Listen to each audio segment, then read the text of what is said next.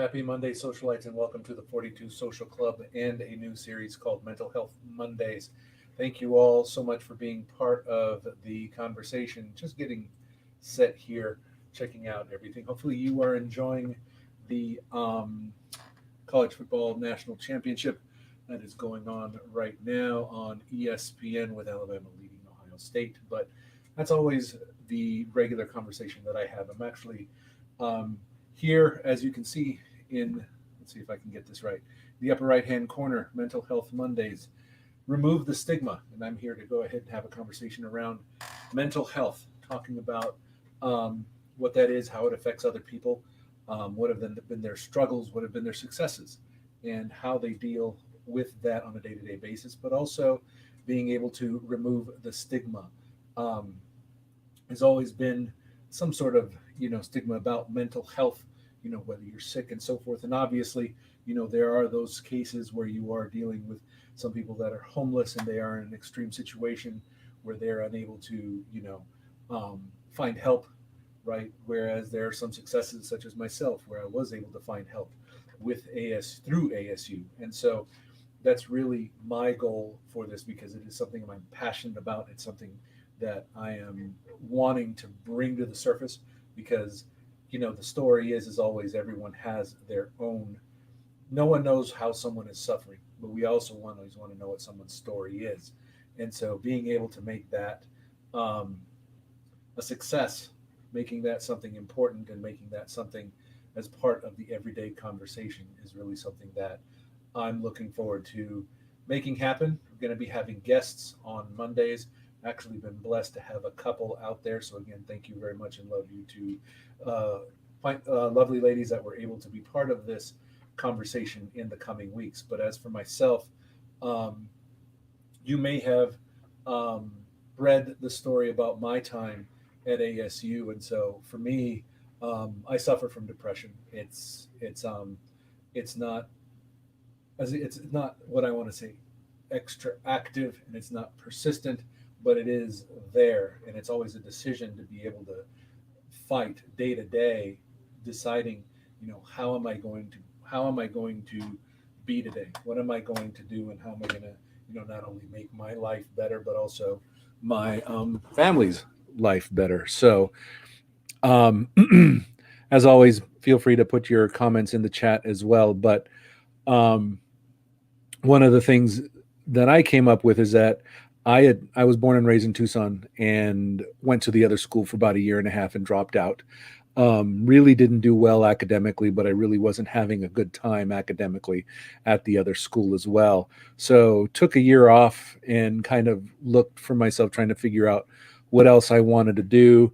Eventually went to Pima Community College, did that, and transferred into ASU. And so I was really excited to be at ASU, being able to find, a home where I could actually earn that degree. And so my first semester was really just trying to figure everything out. And I really didn't understand how to study, how to learn, how to be successful.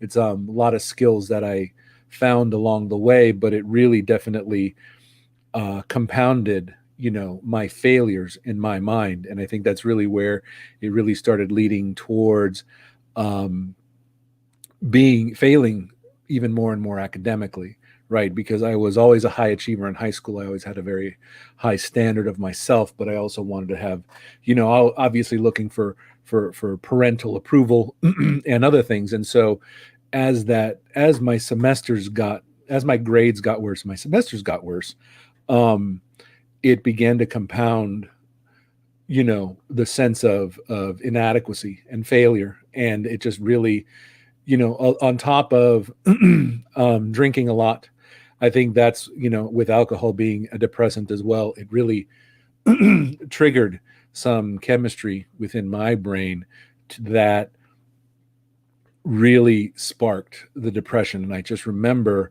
my second semester at ASU really just being a massive struggle. And it was tough just waking up, right? It was all the classic symptoms of not being able to wake up, having a huge struggle, not being able to focus, and everything else. And so as I went through that, it just started getting worse and worse and worse. And so that spring semester, I missed all but one of my finals. Right, I ended up with a zero point 0.7 GPA for the semester. I got 1D and 4 Fs, and so it was a very difficult time for someone such as myself, who considered myself to be an overachiever and wanted to be successful. So I was put on academic probation, right? And the engineering advisor there, Manny Aros, if any of you know AROS, if you ever know him or know where he is, I would love to reconnect with him. But it was through him that really I got my second chance. So what happened was is that I continued on and really started to I was on his radar, but I never had a conversation with him. So as I continued on into that first follow-up fall semester, so here I am going along, and I was told it was like, hey, you know what, um you are on academic probation, and if you don't make these grades, you're going to go ahead and get out. And that's what that 0.7 GPA came along. So I was actually facing expulsion, but Maniato saw something in me, being able to say, look, you know what, this is something that you can be successful. So that's where I was actually able to transfer to ASU East and start not only being successful academically, but also seeking help um, with a psychiatrist. They recommended medications, but I actually didn't want to, only because based on some of the things that I heard, I didn't want to be on medications. I was fortunate enough to be able to manage my depression without medication, but I was also able to be successful at ASU East in this new degree. And so in those last final 4 years, no, I'm sorry, those last final 4 semesters, leading up to my graduation in '98, I was dean's list. I was making those grades that I knew I could. I was able to study and produce, content and everything else. But I was actually, so it was quite the turnaround that ASU was able to see in me, give me the platform to be able to do that. But with depression, it was a constant battle. Not only was it a way of looking at what's going on, but also choosing, what recognizing that those dark times and choosing being able to say, okay, how does that is that really the case? And um Padawan 3 absolutely loves My Chemical Romance, and so they have an album called The Black Parade, and it's an incredible album. And so the reason it resonates with me, right, is that when you're in a depression, right, and you're just marching along in this direction, right, of going on and existing and going through the motions, right, but it's a parade in the sense that everyone around you is celebrating you and cheering for you, but you just can't focus. You're focused on this black parade, and you have blinders on, and it's dark and it's gray, where outside of you it's very, everyone is just trying to celebrate you and lift you up. And it's very difficult from a depression perspective to really see that, because it's not just, okay, oh, I'm sad. It's really not that, right? It's the ability, it's actually a mental state in which you see the beauty around you, but you are absolutely convinced that it's not for you, or you don't deserve it, or it's not, or it's not real, or anything else in that. And that's my experience, right? So being able to really identify that every time, because there are times, where I have to face that decision. It's like, is that really the case? Is that really what's going on? Is that really, what's going on in my mind? And so truly, that's where, I have had to deal with that, and even recently go to a therapist, talk through and really define what's going on in my mind. Is it really something that I have to do? So journaling has been a tremendous help, because I can journal my thoughts, my feelings, get a perspective outside of that. Talking and getting therapy is huge for me as well, and just having that conversation with someone else. So as always, that's encouraged. Conversation is encouraged. That's what we should be doing, and that's where we should be sharing that, because mental health affects more people than we realize. And especially especially before recent years, it may have been undiagnosed, right, with something else, whether it's been just treated with drugs or medication or something else. And I think that's where, a lot of things come into play, where now, we're much more tolerant and observant. And that's where really, you know, everything, it's really a much more of a bigger conversation, and having that conversation and helping people be successful, face those demons, for lack of a better word, because they're not right. They're a chemical imbalance within me that I have to contend with in some form or another. And there's always triggers of some form. And it's a and and some Mrs. Jedi ASU is she's very pragmatic, right? So if something doesn't something doesn't trigger, she just goes off and said, look, do XYZ. She's yelling and everything else, but then she moves on, so she's able to deal with it. Well, for me, it it I get triggered, and it just bugs, and it just rots, and it continues to rot and just craw and make it worse and worse and worse. And unfortunately, I get very silent. I don't talk. I walk around with a gray cloud, and it's always a matter of realizing and recognizing, okay, what's my situation, and then deciding to change it. But there are some times where it's extremely difficult to be able to do that, and so some of the other symptoms that I have had, in my depression, I have had suicidal thoughts. I did attempt, I tried to attempt suicide when I was there living in Tempe. And so I was, in my apartment with my roommate. My roommate was a bouncer. I can't remember which club he was bouncing at the time, but he had a Glock. And so he showed me where it was, because he's like, hey, if someone breaks into the apartment, this is where it's at, and so forth. So I knew where it was. I knew where to get to it, and I had it in my hands. And it was just, um, it was a blessing at that moment in time to not move forward. But, it's one of those things where you get to this point where everything is just so dark. You don't see, an end. You don't, and the only end is the end of your own life. And again, I was very blessed to not be part of that. I have actually had several friends in my times after that, as I met them, especially, as I got older, they did commit suicide because of depression, because they were suicidal. And so it's always definitely gut wrenching to my own heart, given my own experience, but also being able to just sympathize with them. And so it's a very difficult conversation to have, and put yourself out there. But again, for me, I don't mind sharing this, and I apologize if it makes you uncomfortable, but it made me who I am. It has defined a lot of how I was as a young man, and the way I conduct myself as an older gentleman, per se. And so I don't mind it being out there. I own it.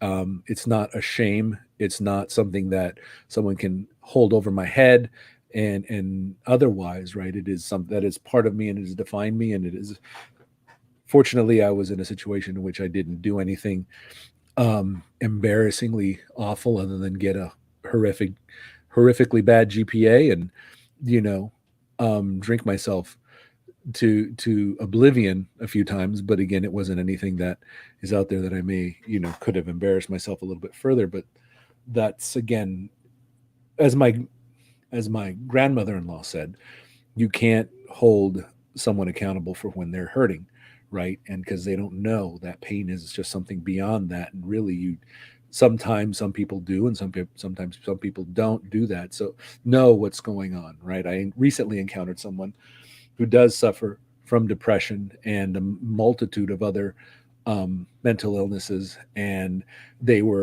I unfollowed them on Twitter. And it was probably about 2 months later, they realized I unfollowed them, and they started messaging me, how dare you? I thought you were my friend. What was it that I did, and so forth. And I'm like, I needed to clean up my followers, and I just needed to clear my head. And he's like, well, how dare you? I thought, I just, here I am looking to cut myself because I don't exactly know what's wrong and what happened on. And so it was a very difficult conversation to have, right? Because I didn't do anything, and it wasn't anything beyond, just, look, I'm just trying to unfollow you, but I'm not trying to personally attack you, unfortunately. But when you're in that mental state of you're curating this circle of friends that you would like to know and be a part of, right? I understand that, right? And unfortunately, I understand why this person did that. I can't hold them again. I can't hold their actions or their words against them, right? But again, personally, I'm too sensitive for that. I'm extremely sensitive being able to deal with that, and it's an extreme burden for me. I take that to heart and I wear it on my sleeve, and unfortunately I don't manage that sort of attention very well, only because I understand, because then it feels like an attack on me, right? Because again, I am sensitive that way, and I want to be that helpful friend and that person. But it's this is why I've started this series as well, because it helps me be more patient, it helps me be more understanding, but it also, whatever lessons I learn, will be helpful to everyone else out there. And that's really the thing, to be able to have those conversations, be understanding, be empathetic when someone else is having those conversations and feelings, and really truly remove the stigma, because this should be a conversation we must have in the open. We must have it with our friends, and it must be something that we can have in conversation, in private or otherwise. And it should absolutely be something that we should continue and grow, not only as a community, but also as friends and acquaintances with each other, because none of us know what our pain is, and we never will know, and even after it gets shared, right? So fortunately, we can continue to have this conversation, be together, make sure that we are growing in this community, and be part of that um, loving, understanding, patient, empathetic um, community that wants to see everyone succeed, that wants to see those other people heal and get better. And if they're not able to, then we could try to get them some help in some form or another as well, because that's how we need to do. I think that's definitely what all of us need to do in the future, and that's how we're going to help each other as well. So, um, thank you for this conversation. I just wanted to share a little bit and give everyone a an understanding of what's going to happen. Um, what's my goal, right? Is to be able to again normalize a conversation, give you a platform to be able to share your thoughts and your feelings. And if there's anything else, or even if you know someone that has had a struggle and is comfortable talking about it, I'd love to have them on the conversation as well, because the more of us that step forward and show our face, you know, own our story, and be able to enable others out there that have a story but aren't entirely comfortable yet. This way, this platform will give them that opportunity to be comfortable, to be successful, and be well mentally, emotionally, and physically, as always. All of you, I know we're watching the college football game, but I wanted to, like, it wasn't all about, oh, I'm not going to wait for the right time. I'm just going to get out there and do it. And so I'm glad we are here. I'm glad you're here with me. Again, as always, I am grateful to every single one of you. So I love you, and I thank you so much for being part of this. As always, as I say during the regular show, make sure you love yourself and you love those all around you as well. So thank you again for a wonderful evening. Enjoy yourself. Enjoy this week. May you get blessed every day with everything that you do, and that we get our peace of mind, whatever else we get to see this week, whatever comes our way, and that we talk more on Friday. As always, we'll have another guest on there. But until then, continue to share your story, look out for those as well, and continue to be social. Good night.